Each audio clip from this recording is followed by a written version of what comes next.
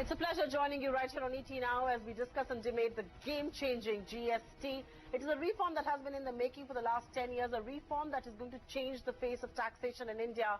And we've got a power-packed tax lineup for you right here on ET Now at the top of 7 p.m. Rajiv Memani, Chairman and Regional Managing Partner, EY India. We've got Mukesh Bhutani of BMR Legal, Satya Podar of EY, Sachin Menon, Co-Chair GST Task Force, FICCI. We've got Nihal Kothari of Kaitan, Prashant Deshpande, Senior Director, Deloitte, and Anita Rastogi, Partner, Indirect Tax, PwC. Thanks each one of you for being with us. But let us quickly put the spotlight with both Mr. Memani and Mr. Bhutani. And Rajiv, if I may begin to talk to you about the significance of the GST for the Indian economy. So much has been written, reams of paper written, so much said on non-stop television debates. But the fact is that this is a momentous day as far as our economy is concerned. Rajiv Memani, let me ask you, is this the mother of all reforms, or do you believe that's hyperventilation at one level and the truth lies somewhere in between?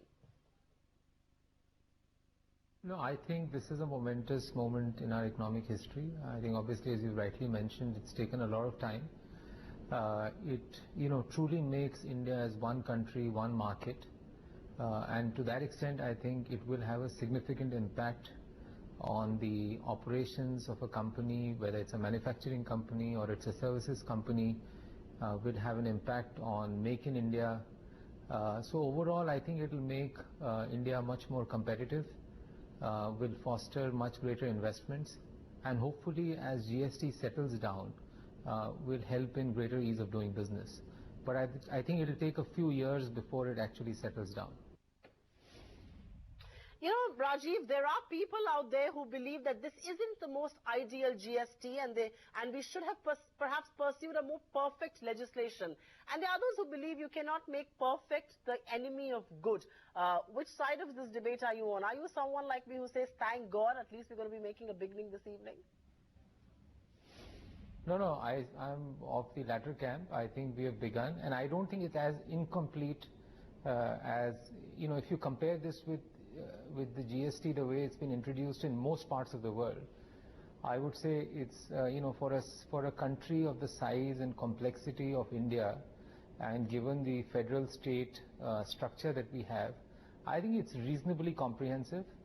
Yes, there are some, I think there are some sectors, or there is one particular sector, and to some extent real estate and alcohol, I think, which are out of the ambit of GST, or at least out of the ambit of the Constitutional Amendment Bill, and also the petrol, diesel, which is in the ambit, but I think will probably be a few years before it gets into the GST. I think to that extent it's slightly disappointing, but overall I would say it's reasonably comprehensive, and I think it's a great step forward. And to assume or to expect that everything would come together in perfection and eventually it would have got rolled out, I think that would have been asking for too much. All right, so let's put the spotlight on what is being left out. So petrol, alcohol, electricity, that nearly forms 40% of the GST basket is being left out of the GST. So this is not the most perfect legislation, but at least we are making a beginning. Mukesh Bhutani, the question is coming your way. Do you believe, given what is being left out, it's time to temper, it's time to tone down those expectations from the GST that we had initially, the kind of impact that it would have had on Indian economy? Is the euphoria over-exaggerated there? Does this need to tone down a little?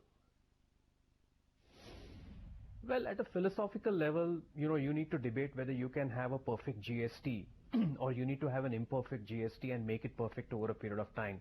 I think the answer clearly is, let's start with GST. To your point that this is not a normal GST as it is understood by the rest of the world, because you're keeping petroleum products and keeping alcoholic products outside, I think that's understandable. Those two comprise a very significant part of the state government's revenues. And states obviously are feeling a sense of insecurity to give up that power. So that's one compromise. But please bear in mind that the constitutional amendment bill that is being moved only talks about these products being notified as within the GST chain at a later stage. So you don't have to go and amend the constitution. I think the formula which is being worked out, which is 100% compensation for 5 years for the states, clearly is a win-win formula, because state governments will see that there is no leakage that's happening, and over a period of time they will be persuaded And you don't have to go back and amend the constitution for that. So I think that this is a win-win formula. It's not a perfect GST, but I think it's an imperfect GST and a good GST to start with, and over a period of time, I see this moving into a perfect GST. The last thing that has been left out really, which the media hasn't talked about, are levies by way of stamp duty, which also falls within the realm of the state government. But I feel confident that over a period of time, all of this will be rolled in, and hopefully, well, it has taken 10 plus years since we spoke about the GST to have the GST. Maybe it takes another 5 to 10 years to have a perfect GST, and I don't see any harm with that. No harm with that. We waited for 10 long years. Let's actually make a beginning. But Rajiv Memani, let me ask you, you've got clients all across the board, and I'm going to discuss this with my panel up next in just a moment from now. How exactly does life change? But what, according to you, happens to corporate India once GST is rolled out? How does life change for the big and the small Indian industrialists? So I would say that it changes life for someone in the industry. They will now be much more in terms of movement of goods and services. They will view India as one country. In terms of supply chain, they will really try and see what's the most optimal way of having their supply chain, rather than having goods warehouses in every state, or rather than having warehouses and depots in every state. They will, I think, the freedom to, just in terms of competitiveness of manufacturing in India will be much greater.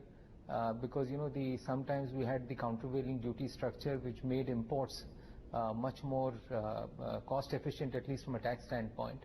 I think that will go away, and truly what it does is it makes India as one market. I mean, so it is, whether it's in terms of, and the credit pool available, hopefully the credit pool available is large enough, and there are very few places, I mean, except for personal expenses or things like that, where credit will not be available. So block credit to some extent will be much lower. This is especially in case of manufacturing companies. The duties, the overall duties and the overall rates will come down. I think in services structure, I think it will lead to a little bit more of complexity, because I think in services, the tax structure or service tax structure is simpler in the way GST is envisaged. I think it will lead to greater complexity in the services sector. Also, the rates will be higher. So I think for a manufacturing sector, I can see much more ease. From a services sector, I would say that the compliance, the complexity, number of registrations that they will have to do, and the overall tax burden will increase. But overall, because of the fungibility of taxes, I think it will be much better. So in some sense, Mukesh Bhutani, if I may bring this question to you, the impact on services is both progressive and regressive from the end consumer point of view. What, according to you, is going to be the overall balanced impact on the end consumer as far as services is concerned? Yes, the cost of manufactured goods is going to go down, but services could well go up. Well, as I had mentioned, consumers will stand, it depends on which category of goods you're looking at it. If you're looking at the category of luxury goods, you may experience the consumers may have to fork out a little bit more. But that's a very small segment of the goods that you're talking about, which are in the GST chain. If you're looking out for majority of the goods that would fall under the revenue neutral rate, then clearly I see an advantage coming out pretty much immediately by way of reduced indirect tax system, because you will enhance your efficiency to claim input credits which you are unable to under the present system. Insofar as your point on services is concerned, clearly I see an immediate slight increase insofar as the service tax impact is concerned. But really you cannot have an integrated goods and services tax and the impact would be felt. So you would see temporarily a slight rise insofar as the services tax is concerned, because you're clearly seeing yourself moving from 15 to 18% rate of tax. But I'm hoping that over a period of time, this services sector, which otherwise has a very inefficient credit mechanism, will be able to enhance its efficacy on input credit from services and thereby bring down the service tax rates. All right, so let's take it across to the guys who really have the skin in the game, so to say, and those are the tax experts who are here on the show. Rajiv Memani and Mukesh Bhutani, do stay with us. But Satya Podar, I'm getting this your way. The question really is, if we get down to the basics of taxation, how prepared is Indian industry? Did they see this coming? Because reports out there seem to suggest only 20% of the big firms are actually ready for GST to be executed from April 1, 2017. There could be confusion, there could be a lot of havoc if it indeed does get rolled out. How prepared is Indian industry to embrace GST at this stage? Satya Podar. My understanding is that most of them have taken the step of becoming aware of what is required, but they haven't put the shovel in the ground to start the preparations. Because those preparations can only start once the GST law is finalized or fairly finalized, and also the GST technology processes are finalized. So technology processes have been released by the government about 6 months ago, and but the GST law is still pending. The whole issue of what tax rates will apply, what the baskets will be, those are very critical determining factor for the industry to get ready. Pricing adjustments, invoicing requirements, matching of the invoices, how will it be done? So all of those procedures are still not finalized, and hopefully with the constitutional bill getting approved tonight, there'll be more clarity and certainty, because industry players were also not sure whether GST will ever happen. So this approval of the constitutional bill will send a clear message that now it's really a question of time, not when or if. So they have started their preparations, but I think it'll be reasonable to assume that none of them is fully ready. And it will require them several months of preparations to be fully ready.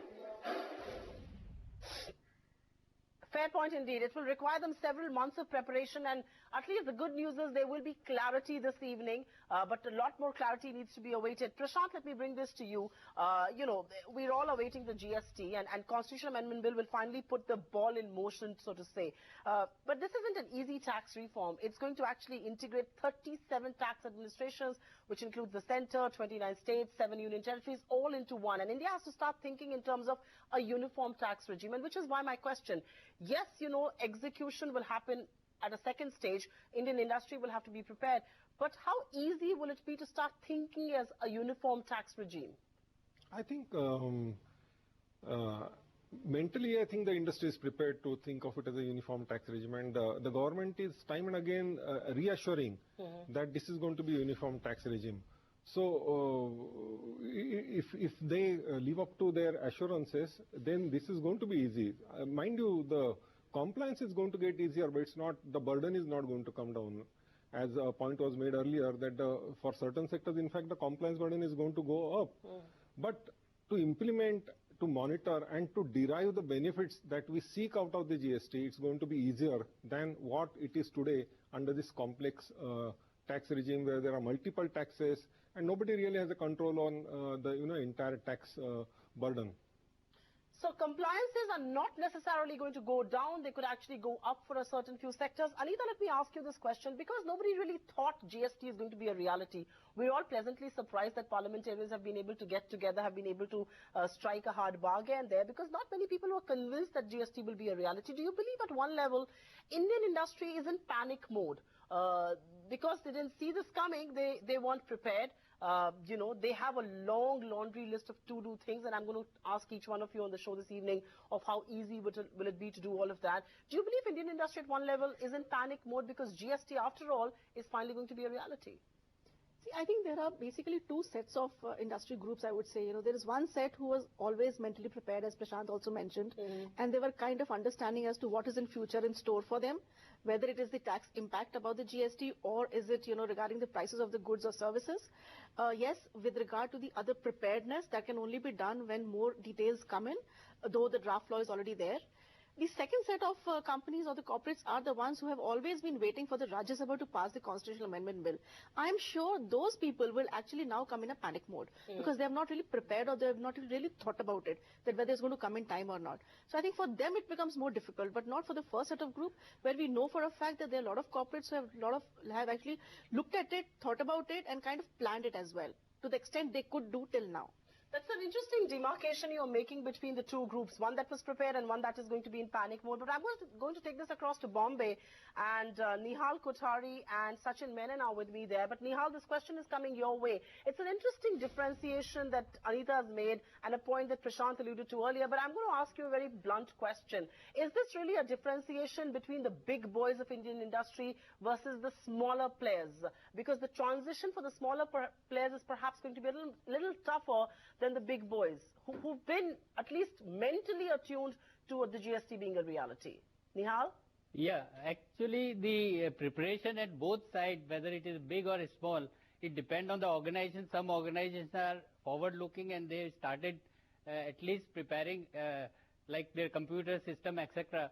But others are still waiting and watching whether the Rajya Sabha passed this bill or not, because there was a political stalemate.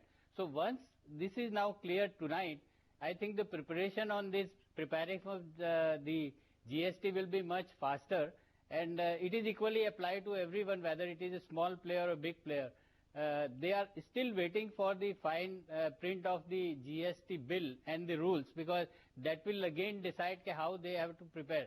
But it is clear that their entire accounting system will undergo change. Their compliance will increase significantly, because against, say like in services, instead of 2 returns, one has to file at least 37 return, and it can be more if there are other applicable to them. So therefore the compliance is going to increase significantly, and the preparation on the entire supply chain has not yet started, accepting for a few companies.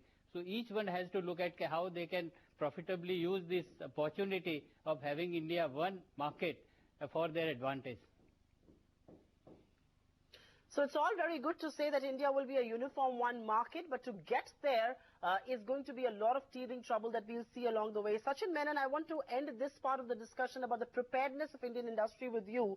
And like I pointed out that number earlier to Satya Podar, that 20% and mostly big firms are ready. There is a long to-do list, but what according to you are some of the things that Indian industry will have to do upfront to be prepared for the GST? Yes, they first have to wait up until the council decides on a rate. Yes, they will have to wait up until December when GST actually becomes a law, because that is the realistic expectation and time it will take. Only in the winter session is that going to be possible now. But what do you think they need to begin doing to be in line with the GST regime? Well, the issue was that the industry never believed that after changing the dates for implementation several times, whether government will be in a position to push through this regime in the recent times. And this led to a lot of reservation and disbelief that GST at all would be implemented in India. Now, there are, as Anita said, there are 2 type of categories in the industry, where some of them have been seeing that this as a business transformation, and many of them thought that it is just a tax reform and it will be looked after by the finance and tax functions in the company, and that is where it went wrong.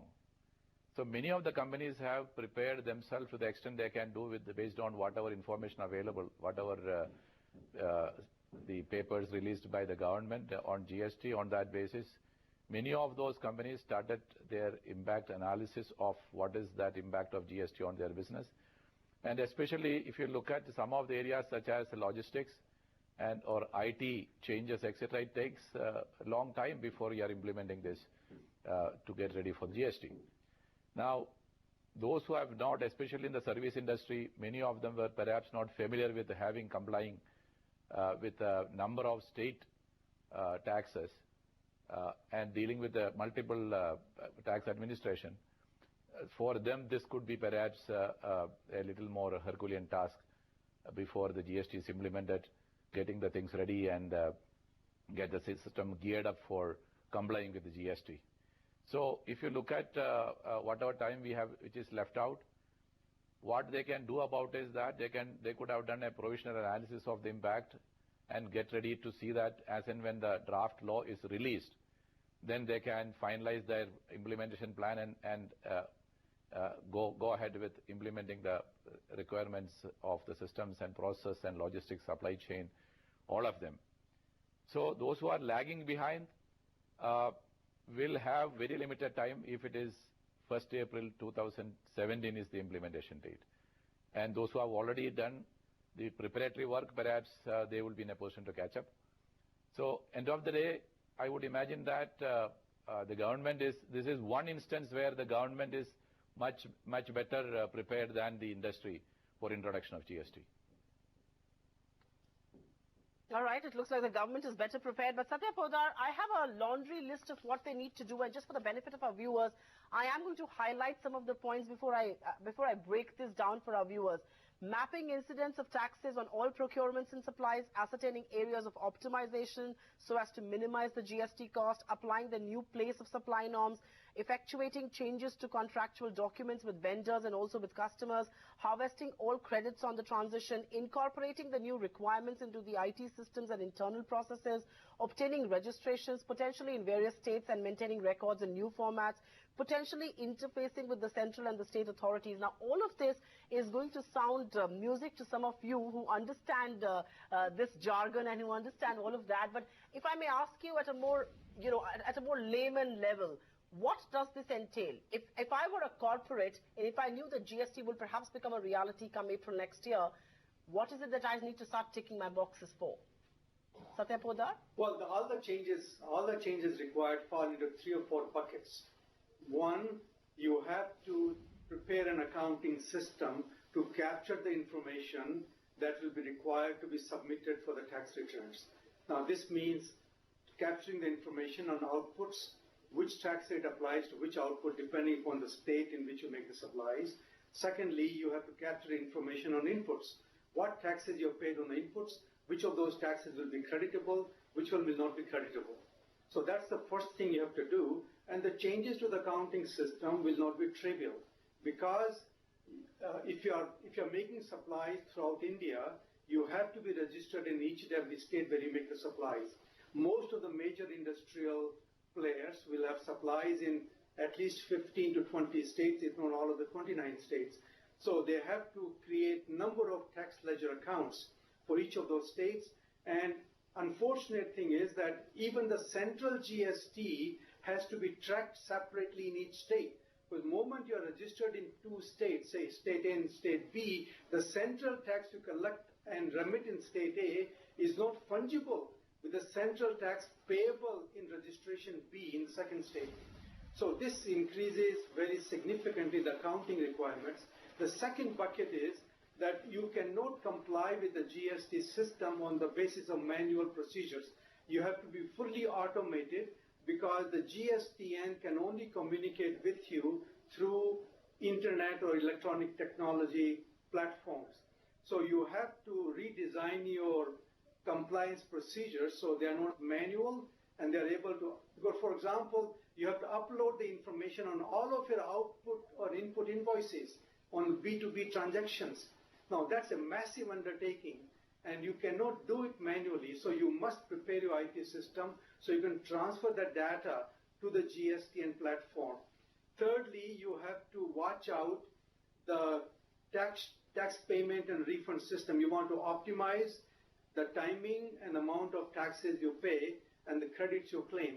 The last part is the business part, because all the prices have to be revised to recover the taxes that you are payable and reduce or eliminate the taxes which are currently payable. In some cases, the overall prices will go up. Other cases, the prices will come down. And that's not a question that you can answer very simply by comparing the current output tax.